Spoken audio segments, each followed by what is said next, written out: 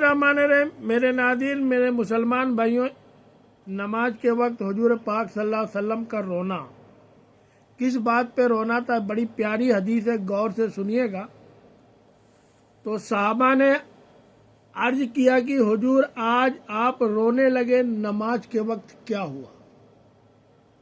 सवाल किया तो महबूब फरमाने लगे, मुझे मेरे माँ बाप की याद आ गई।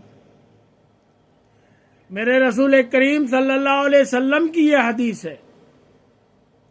मेरा दिल करता है मैं इस हदीस को रोज लोगों को सुनाया करूं, रोज डेली सुनाया करूं। इमाम जलालुद्दीन सितवी ने लिखी है कि अल्लाह के रसूल एक दिन फरमाने लगे, फतह मक्का के बाद, जब मक्का फतह हो गया उसके बाद फरमाने लगे, हुजूर आए तो मस्जिद भरी हुई थी। पहले उसी मस्जिद में चंद लोग होते थे, अब फतह मक्का के बाद भर गई मस्जिद।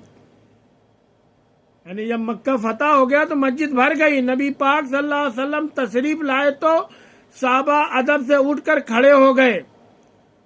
हुजूर ने शान व शौकत देखी, मकाम देखा, अल्लाह का शुक्र अदा किया और कहा अल्लाह का दिया हुआ है। तो महबूब रोने लगे। नमाज मुकम्मल हुई तो साहबाओं ने अर्ज की, हुजूर आज आप रोने लगे नमाज के वक्त, क्या हुआ, क्या बात हो गई? तो महबूब फरमाने लगे, मुझे मेरे माँ बाप की याद आ गई। इस एक हदीस में सिर्फ अम्मा के लफ्ज हैं। एक जगह फरमाया मुझे अपने माँ बाप की याद आ गई, यानी दोनों का। और फरमाया मेरा दिल करता था काश आज वह दोनों या दोनों में से एक ही मौजूद होता।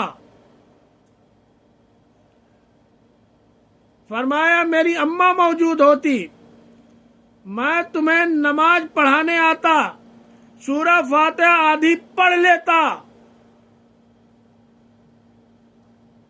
एक हदीस में इमाम सितवी रज़ियल्लाहु रहमतुल्लाह अलैह लिखा है, फरमाया मैं आधी सूरह फातिहा पढ़ लेता, मेरी अम्मा को कोई काम याद आता।